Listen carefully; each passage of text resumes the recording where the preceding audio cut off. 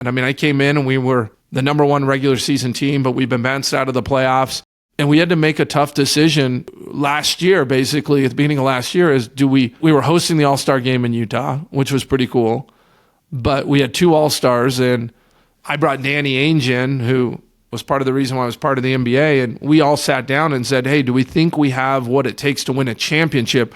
Because we were kind of at the point where we had pushed all the chips in, and to push them further was going to probably set us back. It was kind of all or nothing, and for one reason or another, we made the decision to move on and kind of reboot a little bit, trading 2 All-Stars, which is probably not the most popular thing to do if you're taking over a team in the first couple of years. We ended up getting, we have more first-round draft picks than anyone in the NBA right now. Lauri Markkanen, who we got back from Finland, ended up starting the All-Star game in Utah, and you can't make that up. And so I think we're at a good spot. We've got a bunch of young guys. We've got kind of a bunch of seasoned guys as well, and that's a pretty unique spot, and it's kind of what we do from here on out. Do you communicate that directly with the fans so that they understand the strategy and don't go to you, look, why are you doing this? Why are you selling our best assets? It's a really good question because it's really hard to communicate some of those things.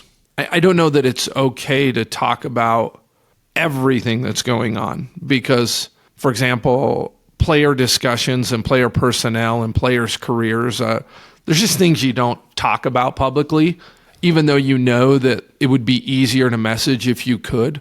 But you never want to do anything to damage someone's career or anything, and that's just part of being a great organization and great leadership. What we try to do is we try to communicate our goals. In our situation, it's like, look, we've had a franchise for 35 years. I mean, we're actually going into our 50th season. So it's been 50 years in total. We haven't won a championship. We're not going to tiptoe into a championship. We're going to have to do some moves that maybe the fans don't see at the beginning. And that's okay. Like, if they believe in who we are and they believe in what we're trying to do, what I do know is they'll be happy when we have a parade and we're hanging a championship banner. I think they know that I'm all in. And I feel like with Danny and myself and Will, like if we can't do it,